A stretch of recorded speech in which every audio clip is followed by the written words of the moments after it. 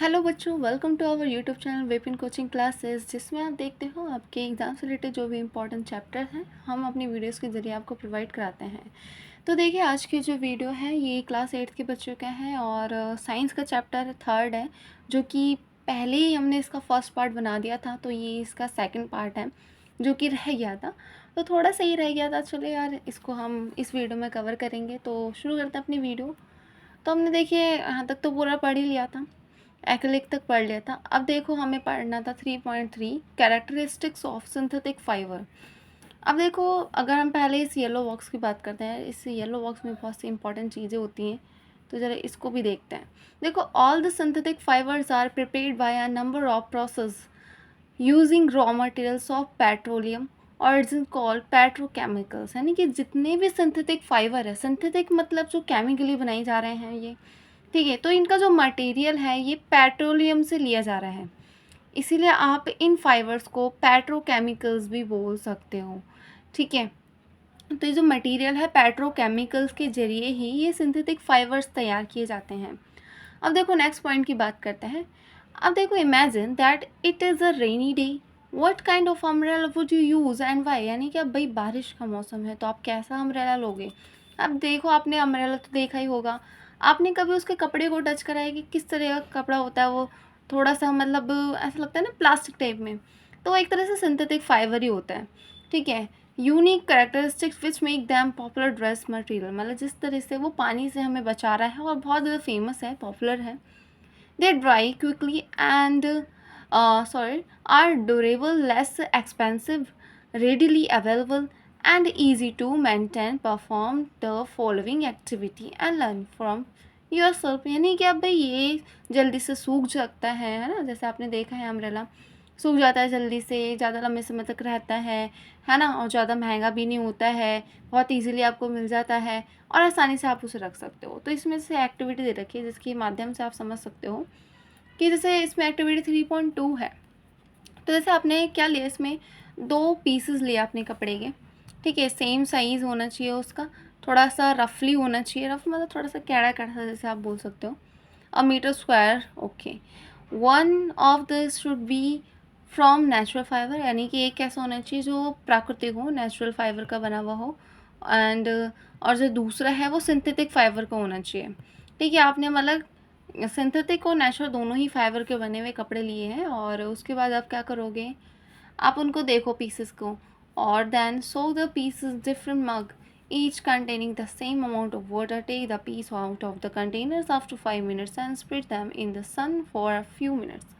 यानी कि आपने सेम कंटेनर लिया, यानी कि कोई मग वगैरह ले लिया, आपने उसमें पानी भर के रखा, सेम है ना, 2 मग आपने लिया और आपने उन कपड़े के टुकड़े को उसमें डाल दिया, और देन अब भाई जाहिर सी बात है कपड़े डाले हैं तो दोनों ही क्या हो जाएंगे, भीग जाएंगे। फिर आप क्या करो, उसको सूरज की रोशनी में रखो कुछ देर के लिए और कंपेयर करो कि कौन सा कपड़ा जल्दी क्या होता है, मतलब कौन सा कपड़ा जल्दी सूख रहा है। तो आप बता सकते हो कौन सा सूख रहा होगा। ज़्यादा सोचने की ज़रूरत नहीं है, कौन सा सूखेगा, जो जाहिर सी बात है जो सिंथेटिक होगा वो जल्दी सूख जाएगा। ठीक है, तो what does this activity tell us, यानी कि हमें ये बताने क्या चाह रही है, find out from your parents about the durability cost and maintenance of this fabric. यानी कि भाई कोई भी आप सिंथेटिक कपड़ा लो वो बहुत जल्दी सूख जाता है, थोड़ा सा वो चिकना सा होता है, शाइनी सा होता है, ठीक है, उसको पहचानना कोई डिफ़िकल्ट नहीं है। अब देखो, प्लास्टिक की बात करते हैं, तो वही प्लास्टिक्स तो आपने देखा ही है, बहुत सी चीज़ें बनती है प्लास्टिक की। तो देखो यार, हमने ये पहले भी चीज़ें देखी थी कि एक के बाद एक के बाद एक के बाद जुड़ जुड़ के ये बनता है। ठीक है, तो देखो प्लास्टिक की चीज़ें भी यहाँ पे बना रखी है। ठीक है, अब देखो, plastic is also a polymer. Plastic एक क्या होता है, वो भी एक पॉलीमर ही होता है। ठीक है, all plastic do not have the same types of arrangements of units, यानी कि हर प्लास्टिक में अलग अलग तरह की यूनिट्स होती हैं जो को उनको जोड़ के बनाया हुआ होता है। तो ये प्लास्टिक भी बहुत तरह की होती है, एक तरह की नहीं है। जैसे कि आपने देखा ही होगा कि चेयर जो होती है वो प्लास्टिक है पर लेकिन वो अलग है ना। और बहुत से आपने बड़े बड़े गैजेट्स, खिलौने वगैरह देखे होंगे, वो अलग से दिख रहे हैं प्लास्टिक के।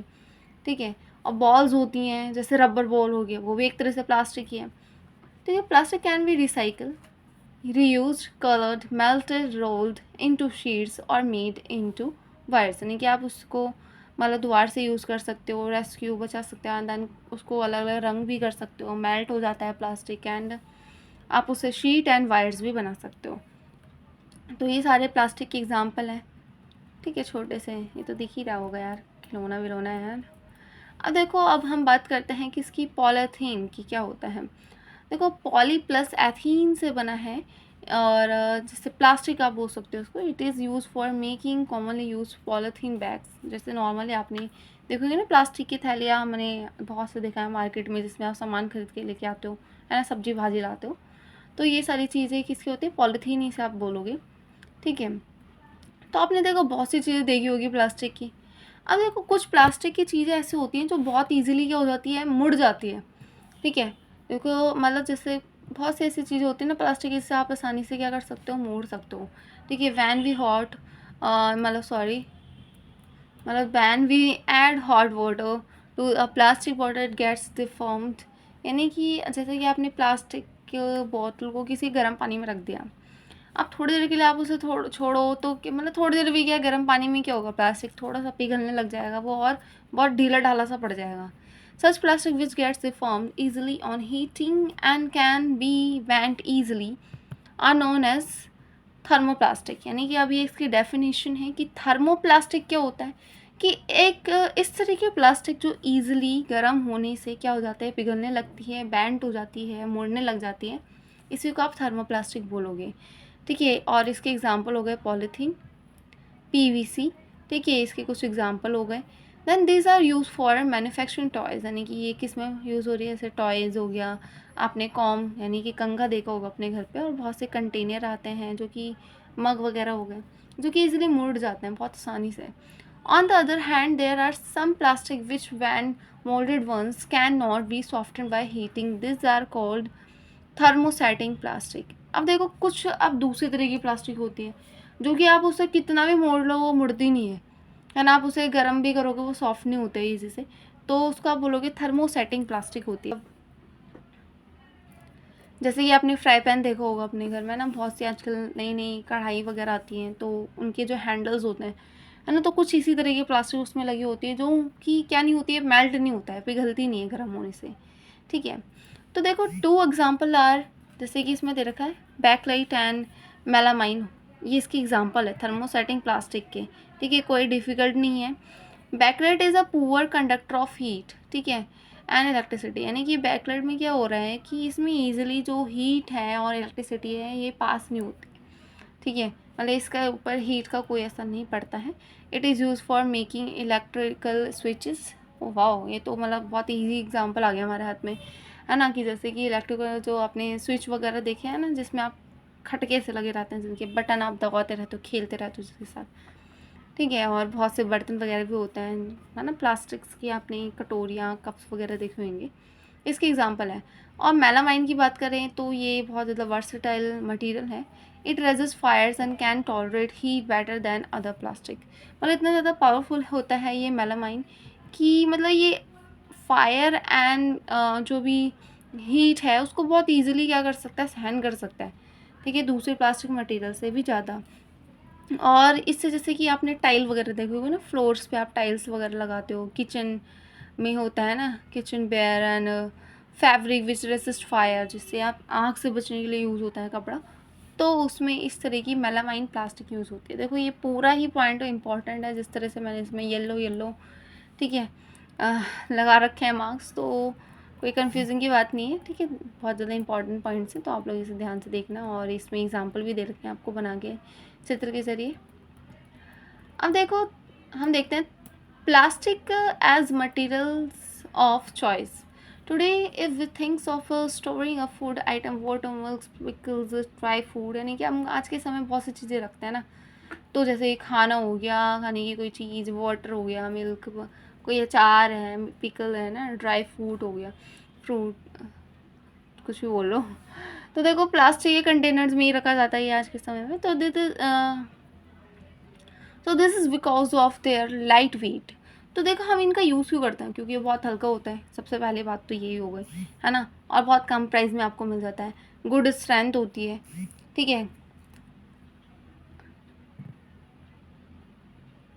एंड ईजी हैंडलिंग, है ना, यानी ये बहुत मतलब पावरफुल होता है ये, और बहुत ईज़िली मतलब आपको मिल भी जाता है और बहुत कम प्राइस में भी आपको मिल जाता है। आज के समय में तो आपने बहुत से कंटेनर देखे होंगे ना प्लास्टिक के, जो मार्केट में बहुत कम रेट में आपको मिल जाते हैं।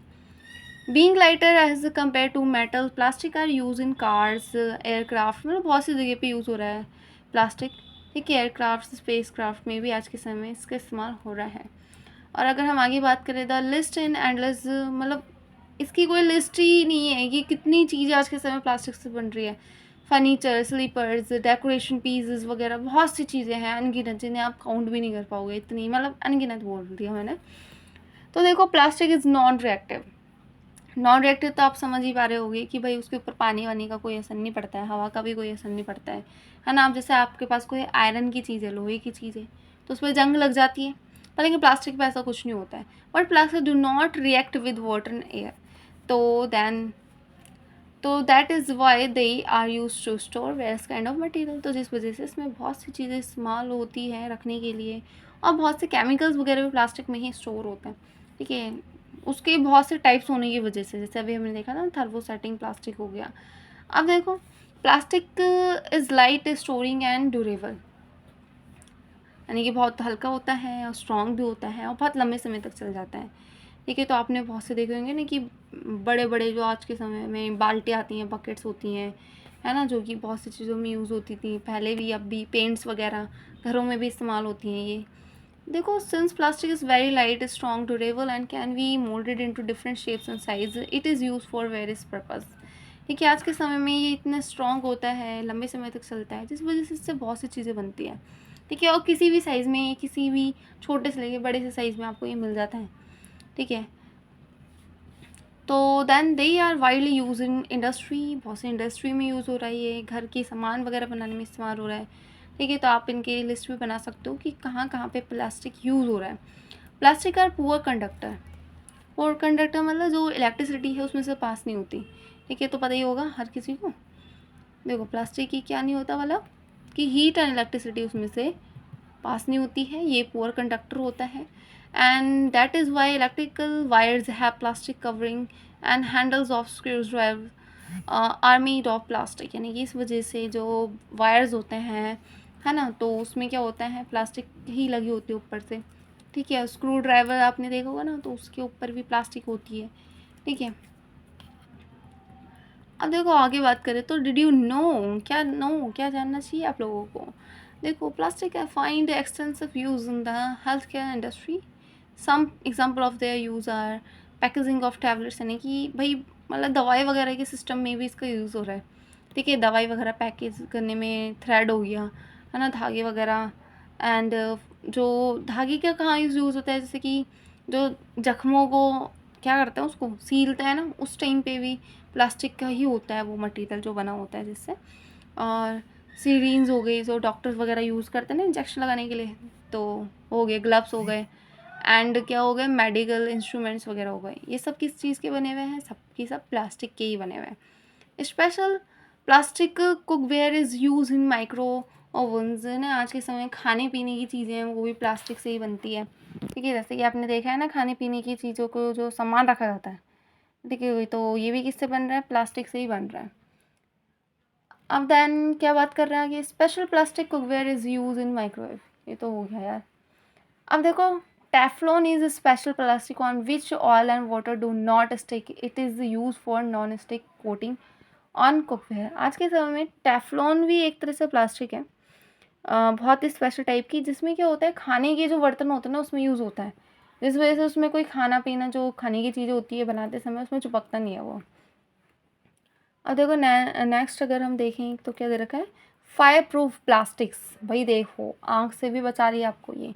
ठीक है, तो सिंथेटिक फाइबर होते हैं, कैच फायर इजीली, ये तो आपको पता है, बहुत जल्दी मतलब आँख पकड़ लेते हैं ये। तो it is interesting to know that the uniform of fireman have coating of melamine plastic to make them flame resist, यानी कि जो फायर फाइटर्स होते हैं ना, उनकी जो ड्रेस होती है उसके ऊपर मेलामाइन लगा होता है प्लास्टिक। ठीक है, जो कि उनको आग में जलने से बचाती है, पूरी हेल्प करती है, मतलब सेफ करता है उनको। प्लास्टिक्स एंड द एनवायरनमेंट की बात करें तो when we go to the market we usually get things wrapped in plastic. भाई देखा ही होगा प्लास्टिक की चीज़ों में जो बंधी हुई होती है ना प्लास्टिक के, हर भी कोई पॉली बैग्स, पॉलीथीन बैग्स वगैरह कुछ भी ले लो, that is one reason why plastic waste. कि अब भाई एक रीज़न यही है कि इतना ज़्यादा प्लास्टिक का जो कूड़ा हो रहा है, पोल्यूशन हो रहा है, इस वजह से ही हो रहा है आज के समय में। तो material which get decompose through natural process such as action by bacteria is called biodegradable, यानी कि जो ईजिली मिट्टी में मिल जाता है, ठीक है। जो कि आपने भाई देखा होगा ना, छिलके वगैरह आप थोड़े टाइम के लिए उसको मिट्टी में दबा दो तो वो आपको मिलेंगे नहीं, वो मिट्टी में ही मिल जाता है, तो बायोडिग्रेडेबल कहलाते हैं। और कुछ ऐसे मटेरियल होते हैं जो कि नहीं मिल पाते मिट्टी में, तो उन्हें नॉन बायोडिग्रेडेबल बोलते हैं। तो दोनों ही पॉइंट इंपॉर्टेंट है, ठीक है। जैसे ये प्लास्टिक, कांच वगैरह ये नहीं मिल पाता है मिट्टी में, ठीक है। नेक्स्ट अगर हम देखें, okay okay okay okay, since plastic take several years to decompose, भाई इसको बहुत टाइम लगता है डिकम्पोज होने में, तो it is not environment friendly. भाई जाहिर सी बात है, हमारे एनवायरनमेंट के लिए तो अच्छा नहीं है, ठीक है। तो और जलाओ तो इससे बहुत क्या कहते हैं, गैसेस वगैरह निकलते हैं जो अच्छी नहीं होती है। In the process release lot of poisonous fume, मतलब है ना, अभी वही बात करें जिससे पोल्यूशन होता है, बहुत सी गैसेस वगैरह निकलती है प्लास्टिक के जलने से।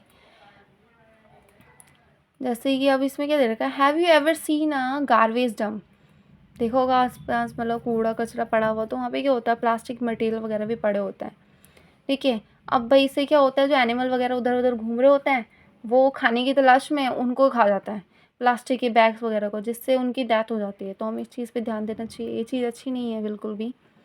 The polybags carelessly thrown here and there, मतलब उधर से उधर आप फेंक देते हो, तो ये रिस्पॉन्सिबिलिटी किसकी बनती है, हमारी खुद की बनती है ना।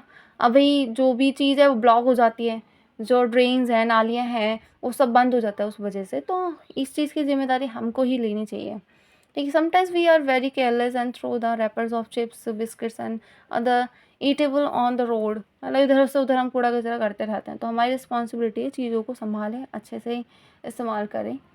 तो आप इसके लिए क्या कर सकते हो भाई, प्लास्टिक की चीज़ों को सबसे पहले तो आप यूज़ कम से कम करो, ठीक है। सबसे अच्छी चीज़ तो ये है। और जो भी प्लास्टिक बैग्स वगैरह है मेड ऑफ कॉटन, मतलब उनकी जगह पे आप कॉटन से बने हुए बैग्स इस्तेमाल करो, ठीक है।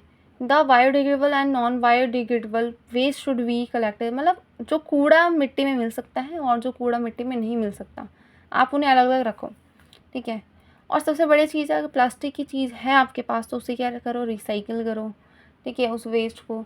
तो आप लिस्ट भी बना सकते हो, तो कौन सी चीज़ क्या है, प्लास्टिक की है जो कि मिट्टी में नहीं मिल सकती। तो इसमें फॉर्मूला है 4R principle, reduce, reuse, recycle, recover, ठीक है। तो आप इनका इस्तेमाल करके भी प्लास्टिक वेस्ट को क्या कर सकते हो, पॉल्यूशन होने से बचा सकते हो, ठीक है। रिड्यूस मतलब उसको कम से कम इस्तेमाल करना, रीयूज़ दोबारा से इस्तेमाल करना, रिसाइकिल मतलब उसको दोबारा से एक नया रूप दे देना, रिकवर मतलब उसको दोबारा से रिकवर कर लेना, ठीक है। Fibre wise, do not throw plastic bags in the water bodies और ऑन द रोड, मतलब उधर से उधर आपको प्लास्टिक बैग्स नहीं फेंकने चाहिए, ठीक है। रोड हो गया, फिर कहीं भी पानी वानी की चीज़ें भरी हैं वहाँ पे भी नहीं फेंकना है। आपको क्या करना है, कॉटन वगैरह की चीज़ें, बैग वगैरह लेना है अच्छे से, एंड और जूट बैग लेना चाहिए, ठीक है। प्लास्टिक बैग्स का कम इस्तेमाल करो। Try to minimise the use of plastic materials, use a steel lunch box, ठीक है। जो स्टील का बना हुआ हो लंच बॉक्स उसका इस्तेमाल करो। तो आपके सारे पॉइंट्स अब ख़त्म हो चुके हैं, तो अब क्या करें यार, मतलब टाटा बाय बाय कहने का समय आ गया है, तो फिर मिलेंगे यार आप लोगों से, ठीक है। तो आज के लिए इतना ही, और हमारे साथ यहाँ तक बने रहने के लिए आप लोगों को बहुत बहुत शुक्रिया। आप इस वीडियो को लाइक करना, कमेंट करना कि आपको ये कैसी लगी हो, और हमारे YouTube channel Vipin coaching classes को सब्सक्राइब जरूर करना। आप लोगों का बहुत बहुत शुक्रिया, धन्यवाद, thank you, see you again. Thank you for watching our video. I hope कि आपको ये पसंद आई होगी। आप लोग इसे लाइक करना और अपने दोस्तों में शेयर करना, और हमारे YouTube channel Vipin coaching classes को आप लोग सब्सक्राइब जरूर करना। देखिए, अगर आपको कोई भी डाउट होता है तो आप लोग कमेंट बॉक्स में कमेंट भी कर सकते हो, और अगर आप कुछ भी पूछना चाहते हो तो आप लोग जब भी कमेंट कर सकते हो। आप लोगों का बहुत बहुत धन्यवाद, थैंक यू।